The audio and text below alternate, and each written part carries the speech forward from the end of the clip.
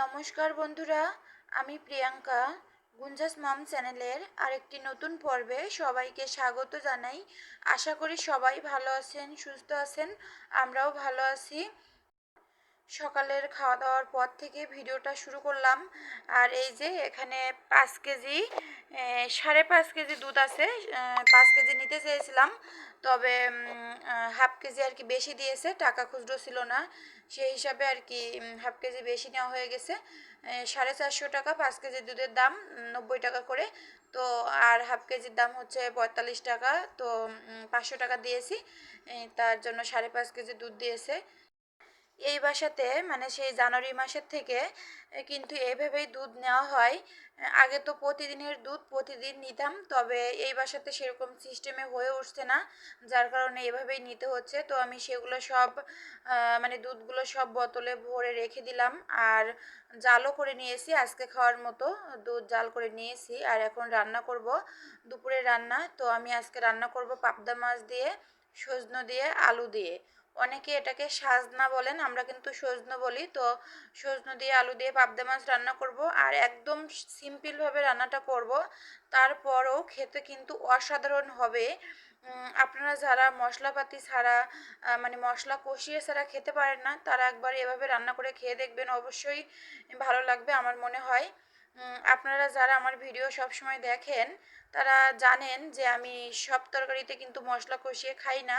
সবজি তরকারিগুলো বেশিরভাগ সময় এরকম সিম্পলভাবেই রান্না করি। আর আমি তিনটা তিনটা করে কিন্তু পাবদা মাছগুলো ভেজে নিচ্ছি, কারণ 6টা মাছ একসাথে দিলে কড়াইতে ধরতে চায় না, আর মাছের সাইজগুলো একটু বড় ছিল, যার কারণে মানে কড়াই তো ভাজতে সমস্যা হতো, যার কারণে আমি 2বার ভেজে নিয়েছি। আর এখন ওই তেলে দিয়ে দিলাম শুকনো মরিচ 2 ভাগ করে, আর একটু তেলও দিব। তো এখন জিরা দিয়ে দিলাম, তারপরে আমি হচ্ছে পেঁয়াজ কুচি আর রসুন কুচি দিয়ে দিব, তারপরে একটু তেল দিয়ে দিব। আগেই বলে ফেললাম আর কি, তেলটা তো পরেই দিয়েছি। যা হোক বন্ধুরা, যারা ভিডিওটি অলরেডি দেখা শুরু করেছেন, একটি লাইকও করেননি, প্লিজ একটি লাইক করে তারপর আমার ভিডিওটি কন্টিনিউ করুন। আর এখন যেহেতু গরম পড়া শুরু করেছে, গরমে কিন্তু সজনের তরকারি খুবই উপকার। সজনো এমনিতেই খুবই উপকারী একটা তরকারি। তো আর আমাদের সবারই পছন্দ। আমাদের বলতে মামুনি, আমি আর মামুনির বাবা, আমরা তিনজনই তো আছি এখন। তো তিনজনের মামুনি তো ওইভাবে ডাটা চিবোতে চায় না। আমাদের দুজনের খুবই পছন্দ। মামুনির বাবার তো সজনো বলতেই কি আর বলবো, খুবই পছন্দের। তবে দামটা অনেকটাই বেশি। এর আগে তো আরও বেশি ছিল, এখন অনেকটা কমে গিয়েছে। আমাদের নিয়ে এসেছে 140 টাকা করে। এর আগে 250 টাকা ছিল একবার, তারপরে 200 টাকা ছিল। এখন এবার নিয়ে এসেছে 140 করে, হাফ কেজি সজনে নিয়ে এসেছে। তো আমি কিন্তু সজনো আলু এগুলো দিয়ে, তারপরে কাঁচামরিচ, হলুদ, লবণ এগুলো দিয়ে ভালোভাবে কষিয়ে নিয়েছি। তারপরে এই যে জল দিয়ে দিলাম, একদম সিম্পলভাবে রান্নাটা আমি করছি। আরও একটু জল দিয়ে দিলাম, কয়েকটা আলু আমি ভেঙে দিব, তো যার কারণে জলটা একটু বেশি দিয়েছি। কয়েকদিন ধরে বলতে প্রায় 2-3 দিনের মতো কিন্তু ওই রকম গরমটা আর ছাড়ছে না।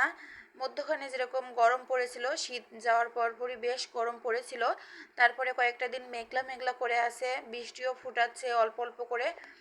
এইভাবে আবহাওয়া চলছে। যাই হোক, ভালোই লাগে এরকম আবহাওয়ায়। বৃষ্টি হলে তো আরও ভালো লাগতো, আর না হলেও সমস্যা নেই, এরকম আবহাওয়ায় কিন্তু পরিবেশটা খুবই ভালো লাগে। বন্ধুরা, কথা বলতে বলতে প্রতিদিনের মতো আবারও মনে করিয়ে দিই, যারা আমার চ্যানেলটি সাবস্ক্রাইব করেছেন তাদেরকে অসংখ্য অসংখ্য ধন্যবাদ। আর যারা এখনও করেননি, প্লিজ আমার চ্যানেলটি সাবস্ক্রাইব করে আমার পাশে থেকে যাবেন।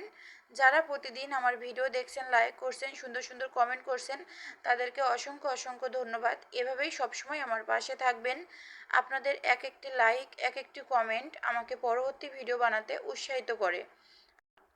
বন্ধুরা, যারা আজ আমার ভিডিওটি প্রথম দেখছেন, তাদের আমার ভিডিওর কোনো অংশ যদি একটু ভালো লাগে তাহলে একটা লাইক দিয়ে দিবেন, আর যদি বেশি ভালো লাগে তাহলে সাবস্ক্রাইব করে বন্ধু হয়ে আমার পাশে থেকে যেতে পারেন।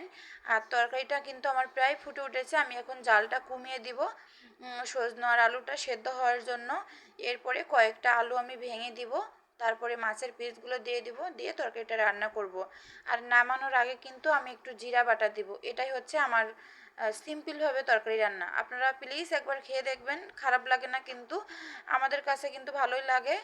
অবশ্য খাওয়াটা যার যার ব্যক্তিগত ব্যাপার, যে যেভাবে খেয়ে অভ্যস্ত তার সেভাবেই ভালো লাগবে। আর এই যে দেখুন তরকারিটা কিন্তু আমার এই পর্যায়ে আছে, আর একটু ফুটিয়ে তারপরে নামিয়ে নিব। আর একটু ঝোল আছে তো, এরপরে জিরা বাটা বেটে রেখেছি সেটা দিয়ে তারপরে আমি নামিয়ে নিব। বেশিরভাগ মানুষ ঈদে বাড়িতে যাবে, গ্রামের বাড়িতে। হয়তো যারা শহরে স্থানীয়ভাবে থাকে, মানে স্থানীয় আর কি, জায়গা কিনে বা বাড়ি করে গ্রামে ছিল আগে, এখন শহরে জায়গা করেছে তারা থাকবে। কিংবা যারা এখানে বরাবরই স্থানীয়, তারা হয়তো কোথাও যাবে না, কিন্তু আমরা চাকরি সূত্রে যারা বাইরে থাকি তারা প্রায় সবাই কিন্তু ঈদে বাড়িতে যাব। তো এখন দেশে যে পরিস্থিতি চলছে, খুবই খারাপ পরিস্থিতি চলছে। এজন্য সবাইকে সাবধানে থাকতে হবে, সাবধানে নিজের সন্তানদের দেখে রাখতে হবে, নিজেদেরও চলতে হবে, সেটা মেয়ে বাচ্চা হোক আর ছেলে বাচ্চা হোক, সবাইকেই চোখে চোখে রাখতে হবে। বর্তমান যে দিন পড়েছে, তো আপনজনকেও বিশ্বাস করার মতো জায়গায় নেই এখন। দেশে যে পরিস্থিতি চলছে, সব জায়গার খবর থেকে যেটা পাওয়া যাচ্ছে, খুবই খারাপ অবস্থা চলছে। তো সবাই সাবধানে থাকবেন, সাবধানে যাবেন, বাচ্চাদের দেখে রাখবেন। আর এদিকে আমি তরকারিটা নামিয়ে নিয়েছি, কাঁচামরিচ দিয়ে তরকারি রান্না করি, যার কারণে কিন্তু কালারটা এরকম লালচে লালচে আসে না, কিন্তু খেতে অসাধারণ হয়। আর কথা বলতে বলতে আমি ভিডিওর কিন্তু একদম শেষ প্রান্তে চলে এসেছি। সবাই ভালো থাকবেন, সুস্থ থাকবেন। দেখা হবে আগামী পর্বে। আমার আজকের সজনে আলুর তরকারিটা কেমন হয়েছে কমেন্ট করে জানাবেন।